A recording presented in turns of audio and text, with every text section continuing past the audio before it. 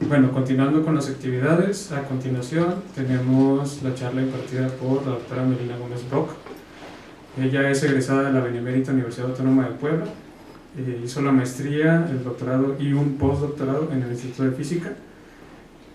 También hizo otro postdoctorado en la Universidad de Cantabria en Santander, España, y tiene alrededor de 20 artículos publicados con cerca de 200 citas. Actualmente es investigadora en la Universidad de las Américas en Puebla. Recibámosla con un aplauso. Muchas gracias, de verdad agradezco mucho la invitación, el esfuerzo que están haciendo. La ciencia es una actividad colectiva, por eso es muy importante que abran estos espacios para la gente y conocer lo que se hace en otras partes. Y agradezco, de verdad es un honor estar aquí con ustedes y participar en este tipo de actividades que son para su formación. Espero no cansarlos, es una cosa teórica, espero que podamos captar algo más allá de lo que ustedes ya seguramente saben, y de todas maneras cualquier pregunta pues estoy abierta, ¿no? Vamos a hablar un poquito de lo que le llamamos el modelo estándar. Aquí lo que es casi no me propio de decir estándar model, por eso se quedan las siglas en inglés, y es el modelo estándar de las partículas que forman toda la materia y sus interacciones. Más o menos la guía de lo que vamos a ver es un poco lo que implica el éxito de este modelo estándar. La relevancia, estamos en una época que a lo mejor, como sucede en todas las épocas, no nos damos cuenta de lo que estamos viviendo, la relevancia que estamos viviendo. Entonces vamos a hablar un poquito de eso. Y vamos a hablar de qué puede haber más allá del modelo estándar en cuanto a ventanas experimentales, procesos exóticos que puedan darse a niveles de precisión, que vamos a ver exactamente qué puede ser, por ejemplo, el momento magnético anómalo de Moore, todas las ventanas experimentales que aún no se han llenado con el modelo estándar, que le damos a física de precisión. Voy a tratar de usar este. Por supuesto que además están experimentalmente ya probado que existe, al menos indirectamente, la materia oscura y la energía oscura, y no sabemos qué es eso, ¿no? El modelo estándar no lo puede explicar, entonces de alguna manera tenemos que ir más allá del modelo estándar. Y por otro lado también aparecen lo que yo llamo ventanas teóricas, que tienen que ver con tratar de mejorar la estructura teórica del modelo, porque hay cosas que todavía no están bien definidas, por ejemplo la cuestión de la finitud y las fine tuning, que le llaman en inglés, de algunas correcciones a segundo orden o tercer orden, ¿no? Otra de las cosas que teóricamente deberían estar ahí es la violación de CP, que tiene que ver con la simetría bariónica, porque si el Big Bang es una explosión simétrica, digamos, donde todo estaba bonito, ¿qué sucedió para que la materia no desapareciera con respecto de la materia? Entonces es algo que todavía no está explicado y es parte de lo que necesitamos como teóricos tratar de explicar. Y además hay otra cosa que también es teórica, que es que nos gustaría, desde el sueño de Einstein, unificar todas las fuerzas fundamentales en una sola estructura matemática, a lo que le llamamos gran unificación o teorías de gran unificación, que existen varios esfuerzos relacionados con esa idea o con esas ideas, pero que siempre nos topamos con pared a la hora de tratar de cuantizar gravedad, ¿no? Unir la parte pequeñita de la cuantización, o el micromundo, con el cosmos de la fuerza gravitacional. Entonces esa parte todavía no está resuelta, entonces hay todavía, bueno, y estos son algunos ejemplos, por supuesto que no son todos, Hay, por ejemplo, acabamos de ver que ya se sacó la foto de un agujero negro y no tenemos ni idea qué es eso, ¿no? Podemos tener más o menos un panorama, pero no sabemos cómo se comporta la física ahí, ¿no? Son singularidades en la teoría de Einstein que no se encuentran por aquí.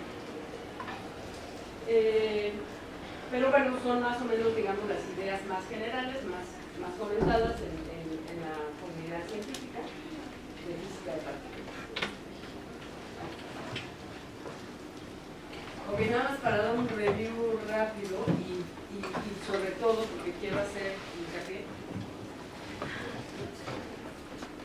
¿Sí me escuchan? Sí. Voy a tratar de estar aquí, acá y acá, a ver si puedo. Lo que quiero hablar aquí un poquito, entiendo yo que esta es la semana de la física teórica, pero supongo que también hay aplicaciones y cuestiones experimentales, ¿no? No lo sé, pero la idea es tratar de entender la importancia de los esfuerzos teóricos en la física. Sobre todo un poco porque también me comentaron que está dedicado esto a la física y la política, ¿no? Y dentro de los esfuerzos políticos, digamos, o que hacen los gobiernos, la física teórica puede parecer menos relevante que la física aplicada, las patentes y esas cosas, ¿no? Entonces, por supuesto que muchas de las cosas que ahora se conocen, se hacen, se aplican, no se pudieran haber dado si no hubiera un proceso de investigación de la física teórica, partiendo, por ejemplo, de la ecuación de Schrödinger, para poder comprender el mismo átomo, ¿no? Ahora ya lo comprendemos, ya lo aplicamos, ya hacemos nanotecnología, pero si Schrödinger no hubiera dedicado su tiempo y alguien lo hubiera mantenido para sacar la ecuación de Schrödinger, no estaríamos haciendo en estos momentos nanotecnología, por ejemplo, ¿no? Entonces, no se ve o no se aprecia, sobre todo, no entre los físicos, pero sobre todo hacia afuera, hacia la sociedad, la importancia de la física teórica. Entonces, bueno, está desde la ecuación de Schrödinger, la ecuación de Dirac, que es ya tratar de relativizar la ecuación de Schrödinger, ¿no? para sistemas relativistas, y es donde podemos describir el electrón, por ejemplo, o todas las partículas de espín medio. Después aparecen Schwinger, Tomonaga, Feynman y Dyson para hacer que la Quantum Electrodynamics sea renormalizable y covariante. Puedo mover esto un poco, a ver si no me quedo. Y más adelante, que no tiene mucho tiempo esto, en los 60s, es decir, no han pasado ni 100 años, se logra unificar de manera sorprendente. Para mí sigue siendo sorprendente, o los que hemos estudiado cómo se puede describir de una misma forma las interacciones, bueno, magnética, eléctrica y débil, que es lo que nos daría la unificación que hicieron inicialmente Glashow, Weber y Salam, ¿no? Cómo explicar fenómenos tan distintos como es los procesos de la interacción débil y los procesos electromagnéticos de una misma forma matemática. Eso es impresionante y tiene que ver con simetrías, ¿ok? Y finalmente, o bueno, no finalmente, pero dentro de ya la unificación llega también, entre otros, Murray Gell-Mann, que es el que trata de codificar la estructura de los quarks formando hadrones, y logra establecer una forma de la interacción fuerte a través de simetrías también. Y lo que se hizo últimamente, teóricamente desde los 60 está el mecanismo de Higgs, que vamos a tratar de ver un poquito más a qué se debe este mecanismo y por qué es necesario. Sin embargo, es un proceso que se genera primero el mecanismo, la parte teórica, y después, muchos años después, se logra establecer que efectivamente existe una partícula de Higgs. Entonces, la física teórica y el modelo estándar resulta ser muy predictivo en este sentido, ¿no? Bueno, como les decía, el modelo estándar lo que es un gran éxito de la física teórica porque resume las fuerzas fundamentales, la nuclear fuerte, el nuclear débil y el electromagnetismo en una sola estructura que tiene que ver con simetrías de grupo, ¿no? Esto es el SU3, SU2, SU1. Este representa la interacción electromagnética, este representa la interacción débil y este representa este grupo, la interacción nuclear fuerte. Entonces, matemáticamente tenemos la estructura, ¿ok? Hay que decir que en esta estructura de grupos de simetrías se conservan la parte de conservación de simetrías o de cantidades conservadas tiene que ver con una matemática que se llama Emily Nether, que voy a hablar un poquito de las contribuciones de las mujeres en este tipo de cosas, un poquito. Entonces Emily Nether fue de las primeras matemáticas que descubre que bajo simetrías se conservan cantidades físicas, ¿no? Y eso es lo que nos ayuda a tratar de resolver los sistemas.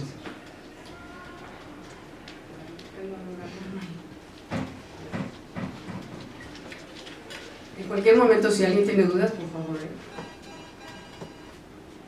Bueno, ¿cuál es el éxito del modelo estándar? El modelo estándar se escribe en estas 4 líneas. Compactificar lo que sucede en el universo, digamos, en 4 líneas es una cosa impresionante. Los que saben de computación saben que esto significa simplicidad, ¿no? Entre más, claro, tendríamos que entender qué significan todos estos símbolos, ¿no? Pero si podemos unir todas las interacciones entre estas 3 o 4, simplificando la estructura teórica de toda la materia y sus interacciones. Y aquí está otra vez el mismo lagrangiano, no sé si conocen a este señor, pero es uno de los teóricos muy famosos del CERN, se llama John Ellis, y ahí estoy yo. Ok, además de ser simple, bueno, además de tener una estructura que se puede llamar simple, también es muy preciso. Podemos establecer, por ejemplo, el decaimiento beta. El decaimiento beta que tiene que ver con los elementos radioactivos que ustedes conocen y que son muy famosos a partir de los esposos Curie. Entonces, lo que está sucediendo es que en un neutrón que está formado por 2 quarks tipo D y un quark tipo U, hay una interacción con un bosón de gauge que le llamamos W+, o W-, y este es el bosón de la interacción débil. Así como el fotón es el bosón de la interacción electromagnética, la interacción débil tiene el bosón W. Es en ese sentido que estamos describiendo los procesos de la misma manera. Y entonces, a través de una partícula W, uno de los quarks D se convierte en U, y ya logro obtener un protón. Sale una partícula W, esta partícula W se convierte, a su vez decae en un electrón y un neutrino, y finalmente el proceso completo me lleva a que de un neutrón puedo obtener un protón, un antineutrino, y un electrón. Estos, por su energía, pueden ser partículas beta, y esto es energía perdida, ¿ok? Por supuesto que protones, si salen con mucha energía, podemos hablar de partículas alfa. También el modelo estándar es predictivo, lo que decíamos. Desde los 60s, toda la gente que se ponía a estudiar exactamente cómo es el proceso del mecanismo de Higgs decía, tiene que ser así, ¿no? Podría no serlo, porque la naturaleza no nos cumple nuestros caprichos, pero de alguna manera el hecho de que podamos como adelantarnos a la naturaleza y comprender sus procesos es una cosa impresionante. No sé si ustedes lo ven, ¿no? Pero que yo pueda decir la naturaleza se comporta así es realmente impresionante. Entonces la cuestión predictiva es muy fuerte y es una de las cuestiones de mayor éxito del modelo estándar y de la física teórica. ¿Por qué necesitamos el mecanismo de Higgs? Aquí es donde se ve la señal de un algo que no parece ser nada respecto del modelo sin Higgs, ¿no? Aquí hay algo, ¿no? Entonces, esto es como se detecta. Esta es nuestra gráfica experimental que nos dice ahí hay algo, ¿no? Así de fácil. Ya les decía yo que este es como si fuera un fotón, pero para la interacción débil. Ahora, ¿cuál es la diferencia entre la fuerza electromagnética y la interacción débil? Pues que la fuerza electromagnética es, valga la redundancia, es más fuerte que la débil, ¿ok? Es más intensa, se produce con mayor probabilidad que la débil, y para que en la teoría la fuerza débil sea débil, este bosón debe tener masa y el fotón no tiene masa. ¿Ok? Entonces, ahora, todo está tan bonito cuando el fotón no tiene masa, porque toda mi teoría es muy bonita, ¿no? Pero resulta que si yo le quisiera poner masa al fotón, se rompen las simetrías que yo les decía. Entonces, ¿cómo hago para ponerle masa a estas partículas sin romper la simetría que me describe las interacciones fundamentales?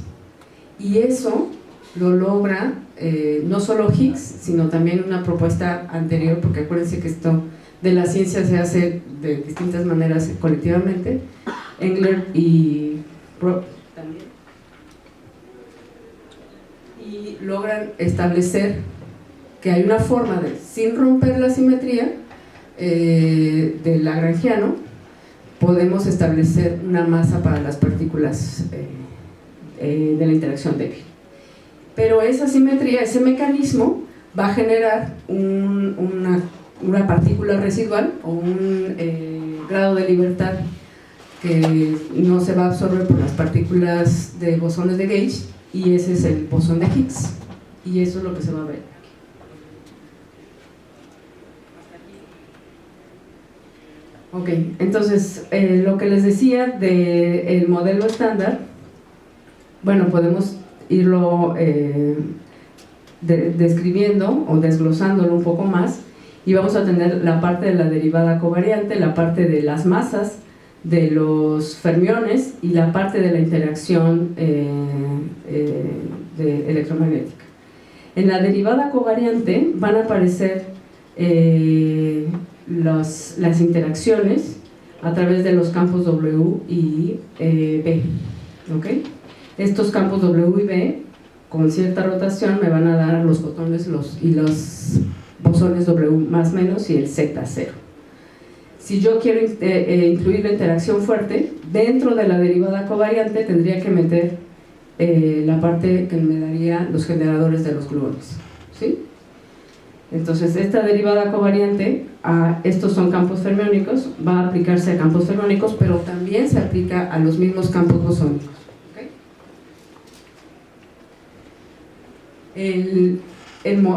La estructura del Higgs es un campo complejo escalar, que no tiene spin, el spin es cero, y también la derivada covariante se va a establecer a partir de o va a aplicarse en los campos de Higgs, y vamos a tener además el potencial de Higgs. Entonces el lagrangiano de Higgs va a tener la parte cinética, digamos, y la parte potencial de Higgs.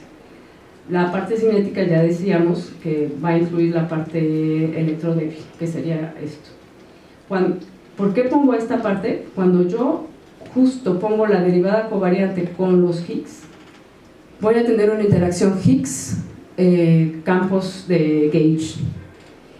Cuando yo rompa el estado de vacío, es cuando se van a dar los términos de masa sin romper la estructura de la simetría del lagrangiano. ¿Ok? Entonces, el potencial de Higgs es un potencial que en el cero no es cero. Su vacío o su mínimo de energía se encuentra más bien fuera del cero. ¿Ok? Y de hecho es un vacío degenerado. Es un vacío degenerado infinitamente porque tengo pues muchos puntos que equivalen que me pueden dar el valor de vacío, ¿no? Es un círculo, ¿sí? Pero cuando se escoge uno de esos valores para el valor del vacío, ahí es donde se rompe espontáneamente la simetría, y ese valor que se escoge va a proporcionar un elemento para la masa de los bosones de Gauge.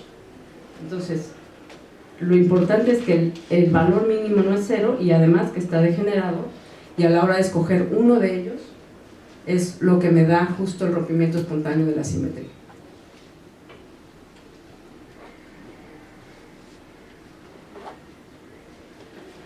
Entonces, este valor específico de expectación de vacío rompe la simetría electrodébil, con lo cual los bosones de Gauge adquieren masa por el término cinético, como les decía. Los fermiones, a través del mecanismo de Yukawa, también adquieren masa, y los Higgs también adquieren masa a partir de ese rompimiento espontáneo de la simetría. Todo en el lagrangiano. Los que ya llevaron mecánica teórica o física teórica saben que los lagrangianos son los que describen los sistemas físicos. O a través de un lagrangiano puedo describir un sistema físico. Todo eso aparece en el lagrangiano, y si aparece en el lagrangiano, entonces yo debo poderlo ver experimentalmente. Y se prueba experimentalmente que los valores de la masa son los que predicen este valor de expectación de vacío para los bosones de Gauge y para las masas del Higgs. Lo que les decía es que a lo mejor la ventana experimental es muy pequeña, estamos hablando de todavía hay asuntos que resolver, y a lo mejor la ventana experimental para ir más allá del modelo estándar, ¿preguntabas algo? No, se está estirando. Para ir más allá del modelo estándar es la física de precisión, y ahorita vamos a ver a qué me refiero exactamente, algunos ejemplos, porque hay muchos.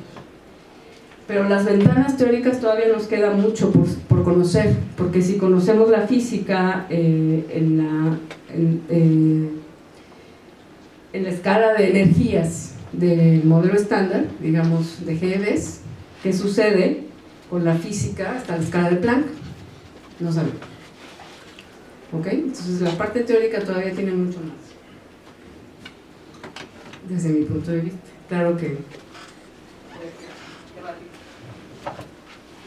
Entonces, uno de los procesos, por ejemplo, este proceso, esta es una medición que quizás ya es un poco antigua, estamos en 8 TeVs, pero se midió algo que puede ser un proceso exótico que tiene que ver con procesos de violación de sabor.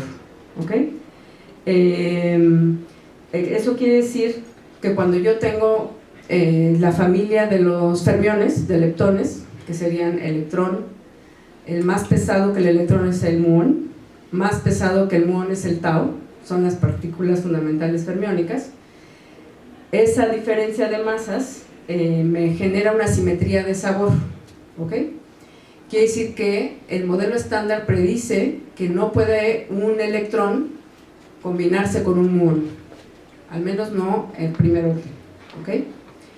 Pero si yo experimentalmente encuentro que efectivamente hay una forma de que no solo el electrón con el muón, sino el tau con el muón, hay un proceso que sí mezcla estos sabores, entonces tengo procesos exóticos de violación de sabor, y eso no lo contempla el modelo estándar. Eso nada más en la impresión de vida, porque los estudiantes de sabor lo asocian con los quarks. El sabor lo tienen los fermiones, tanto los quarks como los leptones. Pero digamos, sabor como la U, la B, todo eso también vale. Sí, claro, también, ahorita vamos a ver. Para los fermiones en general, en el modelo estándar no se puede dar ni para quarks. Bueno, para quarks se da con corrientes cargadas, ahí es, por eso se da, ajá. Pero para corrientes neutras no aparece. Sí. De hecho, por ejemplo, las oscilaciones de neutrinos es violación de sabor, y el modelo estándar no lo contemplaba. ¿Ok? Y ya está probado, de hecho se ganó el premio Nobel hace un par de años para la gente que midió las oscilaciones de neutrinos en Canadá y en Italia, en Japón. Bueno, entonces experimentalmente tenemos que puede haber oscilaciones tanto en la parte fermiónica, leptónica, como en la parte de quarks. Justo contestando la pregunta. Nos pusimos de acuerdo. Puede ser en la parte, fíjense, el fotón es neutro. La interacción con un cambio de sabor neutra no está prevista en el modelo estándar. Y lo mismo puede suceder con los quarks. ¿Ok? Las oscilaciones de neutrinos también son oscilaciones de sabor o cambios de sabor, mezcla de sabor con corrientes neutras. Y también hay muchos otros, ya dentro de la parte de mesones y de hadrones, hay muchos otros procesos que no están bien descritos. Por ejemplo, los decaimientos semileptónicos. El modelo estándar no está llegando a poder cubrir digamos, los valores experimentales que se encuentran en algunos de los procesos semileptónicos cuando tenemos no solo cambio de sabor, sino, por ejemplo, comparando dos electrones con dos muones. El modelo estándar no nos da lo que nos dan los experimentos. Entonces ahí, en esa parte, tenemos todavía trabajo que hacer, ¿no? A eso me refiero con ventanas en la física de precisión. Esto es lo que decíamos de la oscilación de neutrinos. Ahora sabemos que el neutrino del electrón puede cambiar al neutrino del muón, puede cambiar al neutrino del tau y al revés, ¿no? Por todas las mediciones que se dan a través de los neutrinos del Sol, de los atmosféricos y de los neutrinos que vienen de las interacciones de las plantas nucleares. ¿Cómo explicamos esto? Teóricamente es un proceso que está en marcha y que ya se puede pensar en extender el modelo estándar con estos procesos. Otro, y que a mí me gusta mucho, pues sobre todo porque lo hemos trabajado con aquí el doctor Francisco, es el momento magnético anómalo del muón. Este es un momento magnético que, como el que tendría el electrón, digamos, pero para la partícula del muón. Y resulta que la parte experimental no coincide con la parte del modelo estándar, aunque ya estamos en cálculos muy precisos, con alta precisión, y de hecho los experimentos también son con muy alta precisión, y la diferencia es de 3.3 sigma. Ya cuando tienes una diferencia de más de 2.5 sigma o de 2 sigma, ya empiezas a sospechar. Pero una diferencia de más de 3 sigma, ya hay algo ahí que no se está entendiendo.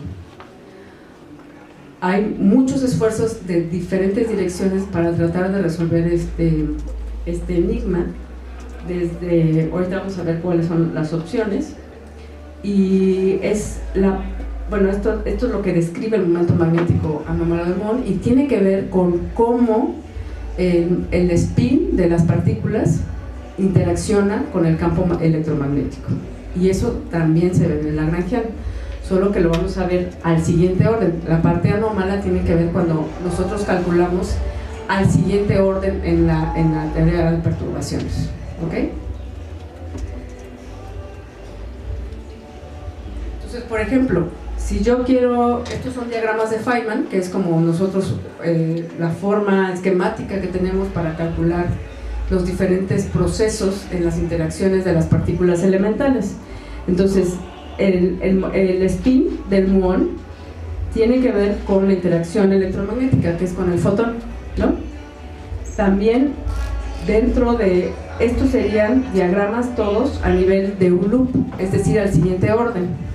Entonces, yo puedo tener un fotón aquí, y estas serían las correcciones electromagnéticas.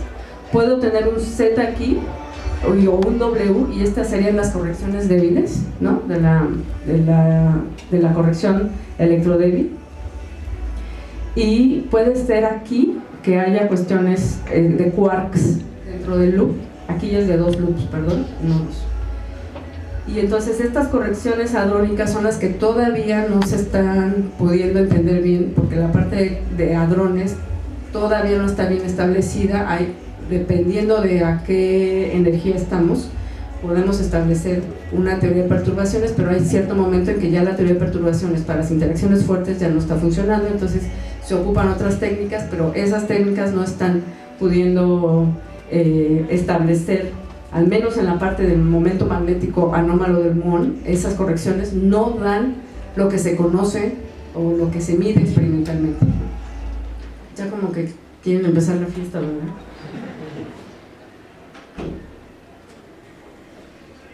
Entonces, digamos, aquí hay varias contribuciones de muchos grupos que están tratando de establecer cómo serían. Estos cálculos son pesadísimos, ¿no? Y hay muchos grupos que tratan de establecer cómo son estas contribuciones. La parte hadrónica tiene varias otras contribuciones, entonces tienen que hacer varios modelos. Y el punto es, considerando todas estas correcciones, la parte experimental de la teórica, la diferencia es de 26.1, y que representa para el punto 8, que sería la sigma, 3.3 de discrepancia. Y por mucho que teóricamente estemos tratando de hacer todos los loops y las correcciones, no estamos llegando a ese punto, ¿no? Ahora, actualmente lo que están es tratando de hacer un experimento todavía más preciso, pero lo que prevén es que la precisión experimental lo único que va a hacer es extender la diferencia. Pero bueno, no sabemos, vamos a ver, ¿no? Entonces, estas son las partes teóricas y estas son las partes experimentales. Visto de otra manera, no calza, ¿no? No calza lo que se calcula en el modelo estándar y lo que medimos experimentalmente. Bueno, otra que es más famosa y más conocida de las ventanas experimentales, y mucho más grande a lo mejor, tiene que ver con la materia oscura. La materia oscura es lo que nos indica que si yo me alejo del centro de una galaxia, quiero decirles que otra mujer, que tampoco es muy conocida, Vera Rubin, que murió creo que a finales de 2017, fue una de las pioneras en medir la rotación de las galaxias. La rotación no solo del centro, sino la rotación a partir del centro y radialmente. Si uno piensa en las teorías del modelo estándar o de gravitación, lo que uno espera es que la velocidad, conforme te alejas del centro, vaya bajando, ¿no? Y esto me da el modelo teórico, me da la roja. Sin embargo, como les decía, a la hora de medir cómo van rotando la galaxia hacia afuera del centro, nos da más bien esto. Y una forma de explicar esa discrepancia es que hay materia que no estamos viendo. Es decir, que nuestros detectores, telescopios, no vemos, no solo en el óptico, sino toda la radiación electromagnética. Quiere decir que no interaccionan o no interactúan con fotones de ninguna manera, pero puede existir materia que no interaccione con fotones. ¿Por qué no? O sea, ¿quién nos dice que no? ¿Ok? Entonces, puede haber, pero no sabemos cuál es. Además, tendría que ser muchísima. No es ninguna de las partículas del módulo estándar. Y además tiene que haber en cantidades grandes. ¿Cómo resolvemos eso? Pues eso es otra ventana grande donde muchos grupos de investigación están trabajando, haciendo modelos teóricos, cálculos para ver si a través de esos modelos podemos ajustar ya estas líneas, ¿no? Asumimos que es materia por la interacción gravitacional que muestra. ¿Qué creemos? Y pueden no ser como pozos gravitacionales que muevan.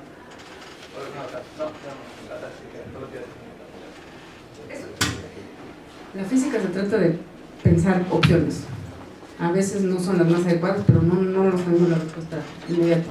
Si tiene que ser masa, tienen que ser partículas masivas. Y no pueden ser los neutrinos, porque son muy pequeños, digo. No, decía que en un tiempo se pensó que los neutrinos si tuvieran masa, como no interaccionan electromagnéticamente, podrían ser los candidatos para responder esa pregunta. Pero son muy ligeros, no dan. O sea, son muchos, 10 a la 9 por cada barión. Entonces se pensaba originalmente que podía ser, pero no sé cómo se ahorita. sí, no. Es decir, ahora, en el modelo estándar, los neutrinos no tenían masa y no se mezclaban, ¿ok? Ahora se entiende que sí se mezclan y por lo tanto deben tener masa y además tienen que tener su parte izquierda y derecha. Entonces se puede pensar que hay neutrinos derechos, porque esos no se han visto experimentalmente, que son muy pesados. Entonces hay teorías donde existen estos neutrinos derechos que no se han visto experimentalmente, que estarían muy pesados y que esos, hay teorías que manifiestan. Otras teorías dicen que el mecanismo de Higgs no es un solo doblete de Higgs. El mecanismo de Higgs realmente tiene más dobletes de Higgs y entonces tendrías más partículas de Higgs y entonces a lo mejor alguna de ellas puede ser materia oscura. Es decir, nosotros construimos la estructura teórica a partir de lo que vemos lo más simple posible. Pero si después vemos otras cosas, pues tenemos que agrandar nuestro modelo, porque si no estamos calzando. Entonces, también hay otros esfuerzos de hacerlo al revés. Yo describo una estructura, a lo mejor en teoría de cuerdas, ¿no? Donde es puramente teórico y trato de calzar hacia bajas energías que me dé el modelo estándar. El problema con teoría de cuerdas, que digamos, el asunto es que hay muchas posibilidades, ¿no? Una de ellas es el modelo estándar. Entonces, ¿cómo descartar? Pero todos los esfuerzos se hacen en diferentes sentidos, diferentes modelos. Ok. Ya no los voy a poner. Otra parte que no es mi área, pero es interesantísimo, es la parte de la energía oscura, porque además es la mayoría, ¿no? Ahora, resulta que experimentalmente se ve que está nuestro universo acelerado y que además tuvo que haber un proceso de inflación en algún momento de la evolución del universo, porque si no hubiera habido inflación llegaríamos a este punto en el origen del universo, ¿no? Entonces, en algún momento hubo un proceso de inflación y ese proceso no sabemos cómo ocurrió y tiene que ver con alguna energía que generó esa especie de boom o inflación para que nuestro universo tenga la constitución que hoy tiene actualmente descrita con el modelo estándar, ¿no? Y es algo que no se conoce, es también una ventaja, ¿no? Más allá de lo que vemos experimentalmente, les digo, también existe la posibilidad de mejorar los modelos teóricos, ¿no?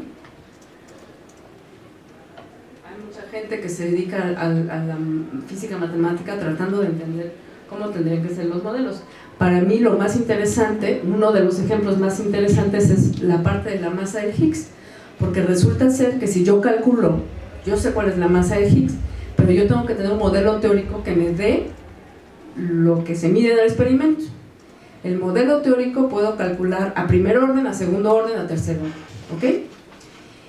Resulta ser que si yo calculo a primer orden, me da más o menos. Si calculo el siguiente orden, ese término es muy grande.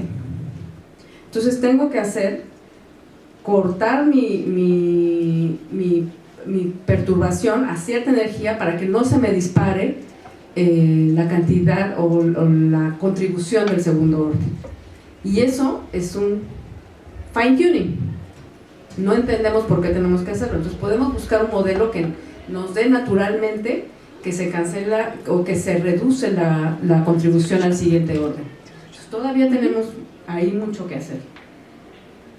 Y vamos a ver por qué la teoría que yo lo voy a explicar rápidamente, espero que nos dé tiempo. Resulta ser que vamos a considerar en el modelo estándar, este sería un top. La corrección a la masa de Higgs iría del orden de la masa del top a la cuarta, ¿ok? Pero si yo tengo un escalar parecido al top, entonces resulta que este loop o la corrección radiativa tiene un signo más y este tendría un signo menos y entonces se cancela. Es una forma más natural de cancelar, ¿no? Más que decir hasta aquí corto. ¿Ok? Tenemos divergencias ultravioletas que llevamos aquí en la masa del Higgs. Otra de las cosas que nos gustaría teóricamente es que pues, se unificaran las interacciones. En el modelo estándar tenemos la interacción electromagnética, la débil y la fuerte, y en ningún momento de la energía se juntan realmente, ¿no? Hay modelos, por ejemplo el mínimo supersimétrico, donde realmente hay un punto donde se unifican. La naturaleza, no sabemos, a lo mejor no existe unificación, pero teóricamente buscamos que tiene sentido lógico, tiene belleza, tiene fundamento, ¿no? Entonces buscamos también que se puedan, los acoplamientos puedan juntarse en un punto y eso nos darían teorías de gran unificación.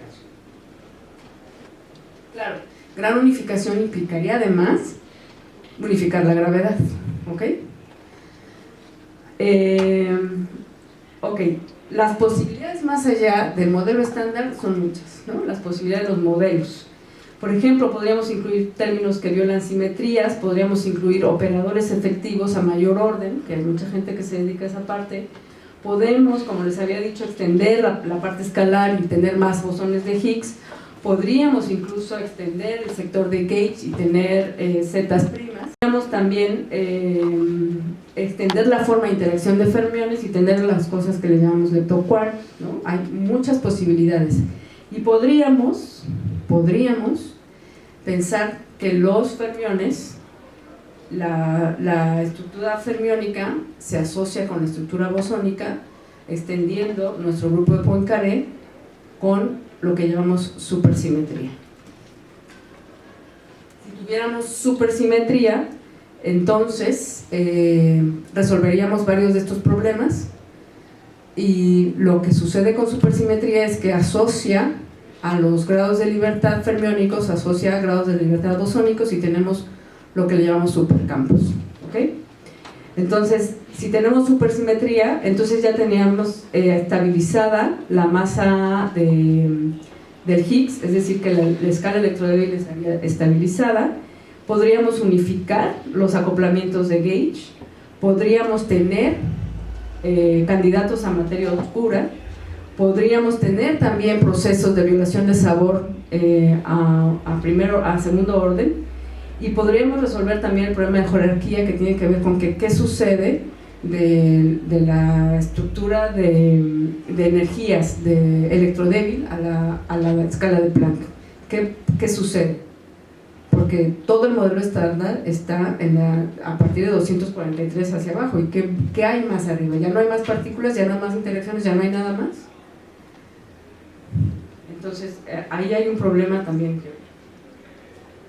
Entonces, lo que les decía, la supersimetría lo que va a hacer es que vamos a tener supermultipletes o campos, y a cada fermión que tiene 2 grados de libertad izquierdo y derecho, que le llamamos fermión de Weil, va a tener 2 componentes además que van a ser escalares complejos, ¿no? Los 2 componentes, de tal manera que el número de grados de libertad bosónicos sea igual al número al grado de libertad al número de grados de libertad fermiónicos, 2 y 2. Esto es para cuando yo tengo fermiones, pero también voy a tener bosones. Cuando yo tengo bosones, un bosón vectorial, voy a necesitar también los compañeros que me darían un fermión de Weil. A cada bosón vectorial le voy a asignar un compañero que sería un bosón de Weil, y otra vez vuelvo a tener 2 grados de libertad bosónicos y 2 grados de libertad fermiónicos. Entonces aquí tengo una simetría que me puede conectar la parte fermiónica con la bosónica, la parte fermiónica con la bosónica. Y a través de esos campos, o el que llamamos supercampos, puedo describir toda la materia del modelo estándar y además generar más materia. Finalmente, la consecuencia de esta simetría es, primero es una simetría que relaciona fermiones con bosones. Entonces los supercampos, tenemos campos quirales y vectoriales y describen todas las partículas y las interacciones. La consecuencia fenomenológica directa es que duplica mi espectro de partículas. Si yo tenía este espectro de partículas del modelo estándar, pues ahora tengo también la parte de los supercompañeros, ¿no? Ahora, estos son Higgses. Para que realmente pueda mínimo tener supersimetría, necesito tener 2 dobletes de Higgs, no 1 como en el modelo estándar, ¿no? Lo cierto es que experimentalmente solo he encontrado esta parte, la mitad de las partículas. Me faltan todas estas, no se han encontrado experimentalmente. Lo que quiere decir es que la simetría o la supersimetría está rota de alguna manera, y estas partículas tienen mucho más masa que las del modelo estándar, ¿sí? Para introducir este modelo supersimétrico, tengo que introducir ahora 2 dobletes de Higgs, 2 dobletes de Higgs complejos, y por lo tanto me van a dar grados de libertad extra, por lo que voy a tener, en lugar de un Higgs neutro CP par, voy a tener 2 Higgs neutros CP par, un Higgs pseudoescalar y 2 Higgs cargados. Nada más el hecho de que yo meta un Higgs más, un doblete de Higgs más, me da 4 grados de libertad extra, ¿ok? Y por lo tanto voy a tener 2 valores de expectación de vacío que pueden ser distintos, y cuya relación va a estar a través de la tangente de beta, y me va a dar el valor de la energía electrodébil o sea, de la escala electrodébil, ¿no? Por supuesto que toda esta parte teórica tiene que estar acompañada de la parte experimental. Entonces hay búsquedas de estas partículas supersimétricas y tenemos muchas cotas donde nos indican que esas partículas ya no pueden aparecer en ciertos valores de la energía, ¿no? Por diferentes canales, aquí no se ven los canales, pero esto nos está acotando donde no pueden estar las partículas supersimétricas. Se sigue en la búsqueda, pero ciertamente cada vez se pierde más esperanza de encontrar algo que resuelva todos estos problemas. Sin embargo, la supersimetría puede representar o puede estructurarse a través de más parámetros o de valores de los parámetros que pueden todavía resolver ciertos problemas que no se han resuelto en el modelo estándar. Otra de las cosas que yo les decía es que a través de supersimetría uno puede calcular a un loop procesos como, por ejemplo, el momento anómalo magnético del muón. Si yo tengo partículas supersimétricas en este loop, puedo calcular correcciones extra teóricas al momento magnético anómalo del muón, y eso podría de alguna manera resolver, por ejemplo, esa parte, ¿no? Y lo pongo aquí porque es la parte en la que hemos trabajado con el doctor Francisco. Tratar de resolver esa parte del momento magnético anómalo del muón a través de modelos supersimétricos. Bueno, y eso es básicamente lo que les quería platicar del modelo estándar y sus ventanas más allá del modelo estándar. Gracias.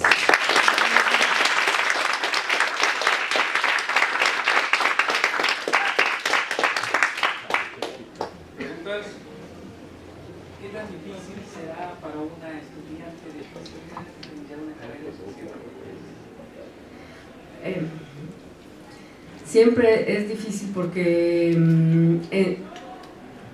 la parte básica que vemos en la licenciatura no es suficiente, es apenas lo primero que tenemos que ver, como la parte del formalismo lagrangiano hamiltoniano.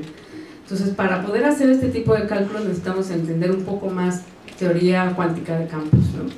Acuérdense que en la licenciatura nos dan cuántica y nos dan relatividad, pero los sistemas, como las partículas, no solo son cuánticas, sino son relativistas al mismo tiempo.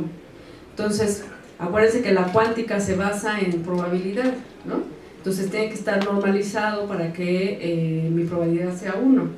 Pero si yo tengo procesos donde una partícula puede transformarse en otras dos, entonces ese proceso no está considerado una mecánica cuántica. Entonces por eso necesito una estructura extra que se llama teoría cuántica de campos, para poder considerar cuántica y relatividad en una sola teoría y poder ya hacer cálculos. Entonces en ese sentido es un poco complicado empezar, pero se ha hecho.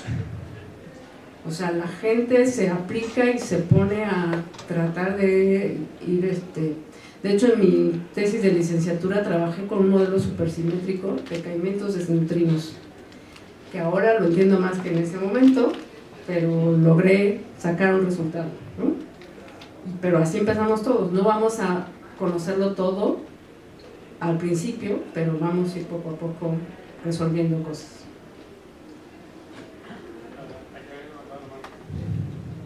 Hablando de que no se han encontrado las partículas supersimétricas en el modelo estándar, ahorita no se han encontrado, pero ¿qué se necesita respecto a la parte experimental? ¿Experimentos con energías más altas?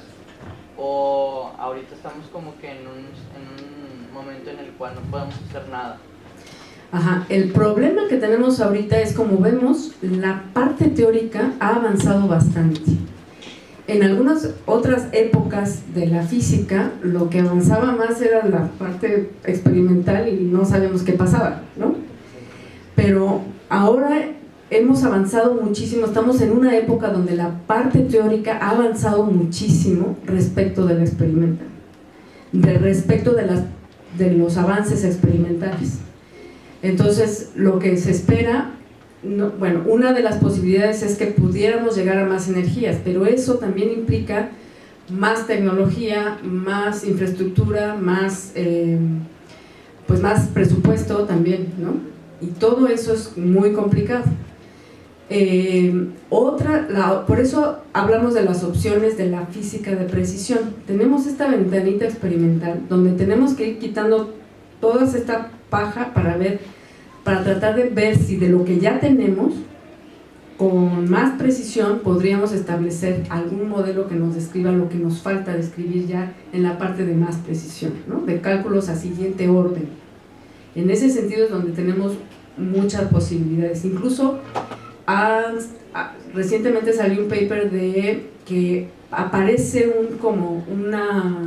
un bump, digamos, una montañita para señales a 96 gigaelectronvolts que no se explica experimental, es decir, que se explicaría como una fluctuación estadística de los datos, pero resulta que aparece en varios experimentos. Entonces puede ser que sea una cuestión estadística, pero también puede ser que sea una señal que simplemente está tan bajita que no podemos verla claramente. Porque eso sucede, o sea, la cantidad de datos que se tienen que analizar es una barbaridad. Entonces ahora se requiere pues todos estos procesos de estadística y de Big Data para poder seleccionar los datos y poder establecer qué cosa es ruido, qué cosa sí es mi señal. Y ahí tenemos mucho que hacer todavía, ¿no? Sin, digamos, buscar que se generen más aceleradores con más energía todavía, ¿no?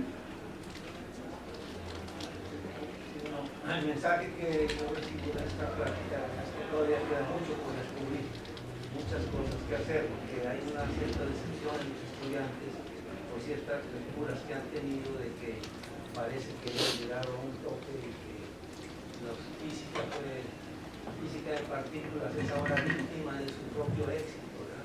Has tenido tanto éxito y llegaste a un momento que ya no puedes hacer mucho más. Entonces hay muchas cosas que hacer, todas estas que se mencionaban en la plática y muchas que quedan, como dicen, en el tintero. Y eso es un mensaje que uno debe entusiasmarle y decir, bueno, me hago famoso, ¿verdad? Los jóvenes, y a ellos, tenemos oportunidad.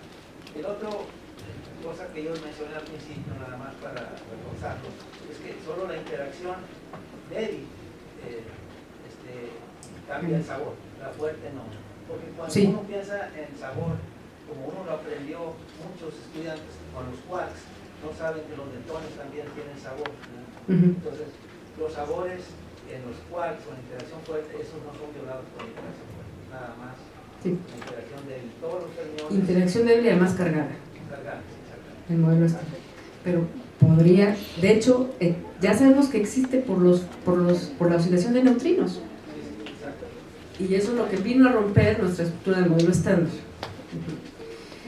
Un comentario respecto a esto de cómo como colectividad a veces nos damos ánimos o nos quitamos. A finales, digo, nadie aquí se acuerda porque no vivió, pero a finales del siglo XIX se obtienen las ecuaciones de Maxwell y la gente decía, ya, esto ya describe todo lo que sabíamos del electromagnetismo, ya lo sabemos todo, ya no hay nada que hacer, ya se acabó, porque es parte de lo que colectivamente como sociedad científica vivimos. O sea, esta parte del éxito, yo me imagino que cuando alguien gana una carrera o algo, una pelea, qué sé yo, pues tiene este ánimo muy elevado y pues con el tiempo pues va bajando el ánimo, pero es parte digamos, del éxtasis que estamos viviendo en esta época. No sé si se dan cuenta, pero es una época muy especial. Es una época muy relevante como físicos. No es cualquier cosa.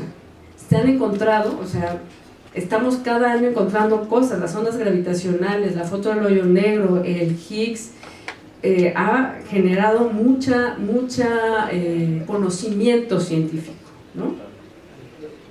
La energía oscura, todo eso, hay mucho que hacer, solo que los éxitos a veces como que opacan, ¿no?, lo que no conocemos.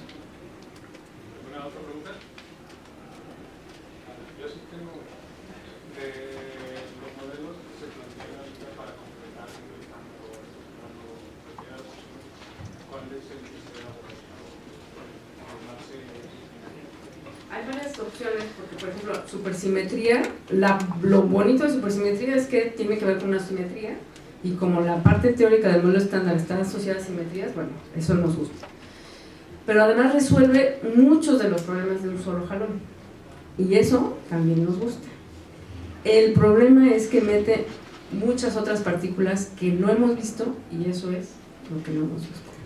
Pero la naturaleza puede ser muy caprichosa. Para nosotros 14 TeV es una barbaridad. Para nosotros una energía de 14 TeV es enorme, pero a lo mejor la naturaleza dice, estás apenas, ¿no?, en pañales, te falta. Pues sí, o sea, no estamos a lo mejor todavía llegando a la parte interesante como pasó al inicio del siglo XX, ¿no? Desde la época de Faraday hizo, no está mucho en la historia, pero hizo unificar el electromagnetismo con la gravitación. Y él decía, estoy seguro que debe existir esto porque no podemos, o sea, la simetría y la belleza que creemos que hay en la naturaleza tiene que estar, al final de cuentas, con la existencia de una sola fuerza, de una sola interacción. Él empezó con eso, no se dice mucho en la historia, pero yo vi por ahí algunos detalles. Entonces, esa es la búsqueda la que digamos, se ha encaminado toda la gente de la física de París. Y se lograron tantas otras, ¿verdad?, como la teoría electrodébil, que se logró ya unificarla, que se logró el electromagnetismo, y ahora con la teoría de, pues eso alienta, ¿verdad? Pero a donde estamos llegando ahorita hay un desánimo, porque se comprometieron, no sé, los físicos que apoyan las teorías supersimétricas, que con el LHC se iban a encontrar ya esas propiedades. Se tenían que encontrar, sí. Se tenían que encontrar, según la misma teoría predecía, ¿verdad?, que a estas energías se van a encontrar. Y eso es lo que ahorita está en el ambiente. ¿Dónde está? Pero justo eso es lo que nos da más trabajo, ¿no? Sí, sí. Bueno, de hecho, si ven la estructura de la fuerza de Coulomb con la estructura de la gravedad de Newton, ¿no? Y sí, Faraday generó, yo creo que fue el que generó la unificación entre magnetismo y electricidad, al menos a nivel experimental. ¿Cuál considera usted que sería el impacto más relevante que tendría el mundo si se lograra la unificación de la fuerza? Siempre, desde mi punto de vista, el conocimiento per se es ya relevante. No podemos quedarnos en la cuestión de aplicar para generar dinero. La ciencia, como nosotros como seres humanos debemos defender la ciencia por el conocimiento per se, porque nos define como seres humanos. Es parte de nuestras características entender cómo se funciona el mundo. Entonces, para mí, y como física teórica, yo sigo defendiendo que el simple hecho de saber cómo funciona el mundo es suficiente para darle el crédito. Si eso, en algún momento alguien encuentra una aplicación que resuelve algunos otros problemas, perfecto, o sea, no me niego eso, pero como seres humanos nos define el conocimiento científico. Y a todos, no nada más a los científicos, a todos, solo que pues algunos nos podemos o nos gusta dedicar a eso y a otros solo hobby y a otros de plano no. Pero como seres humanos, el pensamiento, o sea, la estructura del conocimiento científico es parte de nuestra estructura neurológica. No es una cosa loca, es una cosa básica.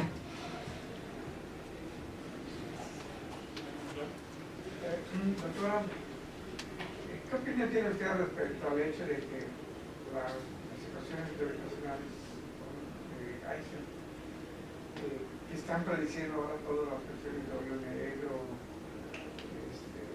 las zonas gravitacionales, se predicen muy correctamente con esas cuestiones de Einstein? Sin embargo, no pueden predecir la anomalía de la rotación de las galaxias para postular que existe materia oscura. ¿Quién piensa que está fallando allí en la ecuación de Einstein? Hay al menos dos posturas. Una que no no es la gravitación la que falla, sino la cantidad de materia que no conocemos. Pero es que la ecuación de Einstein predice el tensor de información igual o proporcional al tensor de materia más energía. Por eso, si está la materia ahí, ya no hay problema. Pero puede ser que esté mal Einstein y que no haya materia oscura, sino que lo que esté mal es la teoría. Esa es otra opción, que también se explora. También hay gente que está tratando de modificar la gravedad. Si modificamos la estructura teórica, a lo mejor ya eso resuelve el problema. Pero otra es, la estructura teórica está bien y lo que está mal es que no estamos viendo experimentalmente materia que debe estar ahí. En algún momento, entendí o vi un video que me dio a entender, no sé qué dijo que, o sea, la masa crea, cambios en el espacio-tiempo que llamamos gravedad de cierta manera. Pero se me ocurre que si podría haber algún proceso o que nuestra malla espacio-tiempo ya tenga diferentes densidades que provoquen anomalías como que parezca que hay materia, pero simplemente es un cambio de densidad dentro del espacio-tiempo. Porque también hay una anomalía que creo que no se puede explicar, los hoyos negros primordiales, que hayan sido algún cambio, una diferencia en la densidad del espacio-tiempo que haya provocado que la materia tuviera alguna atracción hacia ese punto, que haya provocado que vengan los hoyos negros primordiales. Es que, acuérdense, siempre partimos del modelo más simple. Nuestro modelo es que hasta ahorita no hemos visto que otra cosa deforme el espacio, ¿no? Pero pudiera ser que el espacio no sea homogéneo y que existan diferentes densidades, pero mientras no se compruebe, es una teoría válida, pero hay que demostrarlo. Y de hecho también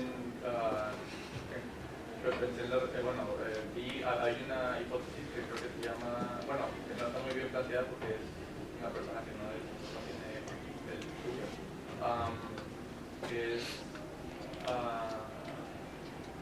quantum space del espacio cuántico, que es la propuesta de cuantificar el espacio mismo. Hay muchas propuestas alrededor de eso, sí. Pero acuérdense, ya esos niveles, tanto a nivel cuántico, nosotros ya no vemos. Tenemos la matemática, que es la que nos dice cómo funcionan las cosas. Si no sabes matemáticas, no vas a saber cómo es el mundo cuántico. Punto. No sabes cómo son las partículas. Tú, de las matemáticas, obtienes las respuestas y puedes hacer imágenes e interpretaciones a partir de eso. Y claro, uno puede imaginar cualquier tipo de cosas, pero mientras no tengas sustentada una estructura matemática que te dé un modelo teórico bien establecido, entonces, ¿no?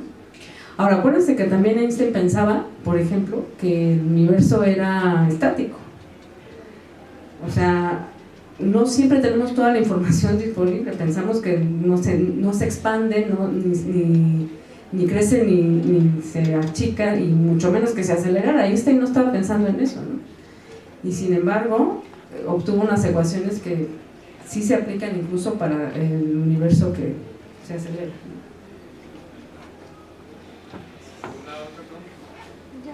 Hizo mención de una mujer en una parte de su presentación. Sí. Quería saber qué nombre era. Emily Noether, que es matemática, que fue la que realmente introdujo las simetrías a la física. Y la otra es Vera Rubin, que es más astrofísica o astrónoma, que fue la que midió la rotación de las galaxias y cómo a partir del radio no se reduce la velocidad de la rotación. Última pregunta. Por cierto, que dos mujeres que en su momento no podían conseguir trabajo. En esa época no podían contratar mujeres en muchas, o sea, era parte de las reglas, ¿no? Ahora no es parte de las reglas, pero de repente te volteas a ver a cierto departamento de cierto instituto espectacular y no tiene mujeres, ¿no? Y esas mujeres o sea, no, bueno, no sé si usted sepa, pero publicaron a través de sus esposos o cómo publicaron. No, ellas sí fueron conocidas, digamos, pero con muchas restricciones, con muchos problemas, o sea, no tenían trabajo. Casi que lo hacían por amor al arte o porque tenían otra manera de subsistir.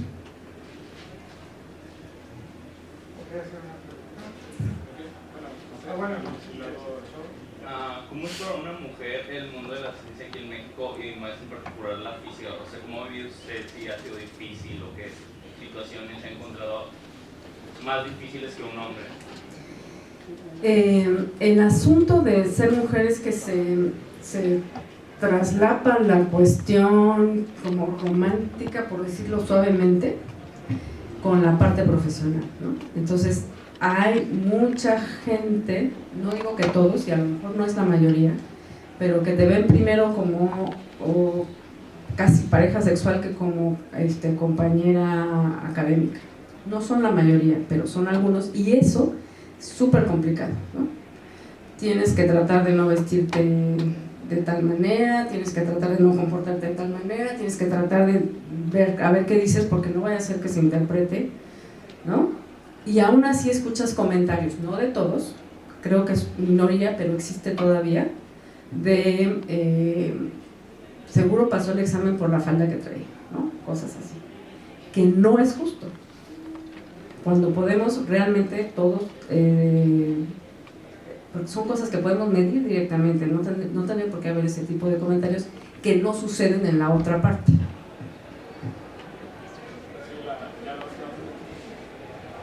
Sí, doctora, yo quería nada más replantear esta situación.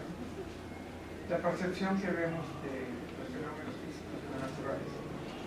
Si hacemos digamos, imaginariamente un sistema de ejes cuadrados que no lo son, pero digamos, el eje Z, digamos, sea dimensión y en el otro eje perpendicular, velocidad y en el otro eje número de partículas.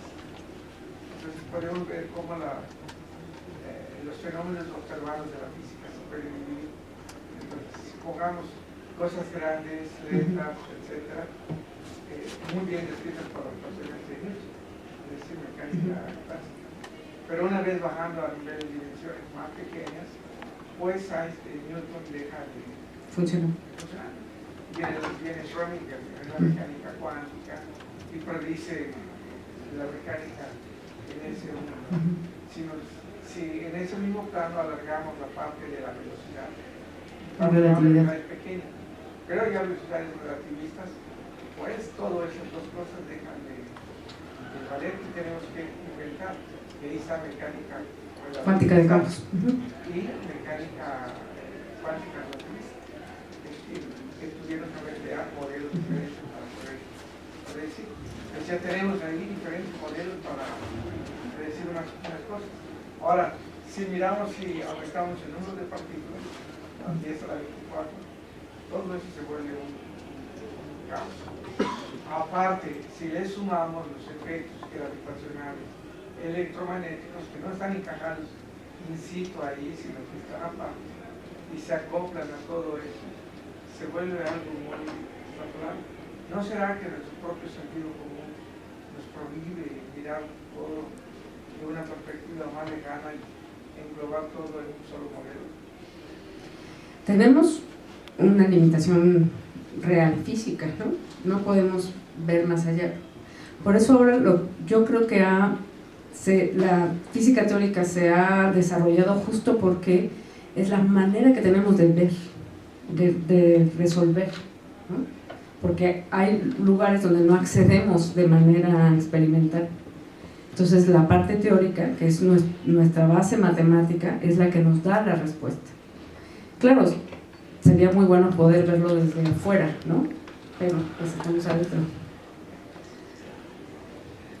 Por eso es tan importante que se hagan este tipo de eventos para cambiar opiniones desde diferentes puntos de vista, ideas y generar más ideas a partir.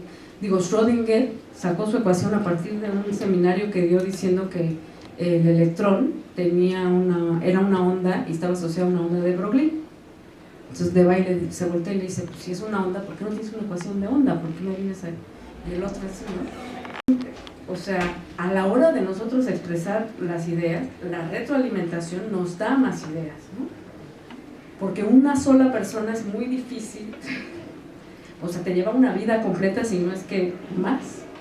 Entonces, por eso este tipo de eventos es muy relevante, sobre todo para discutir, no para demostrar lo que sabemos o no sabemos, sino para discutir nuevas ideas, ¿no?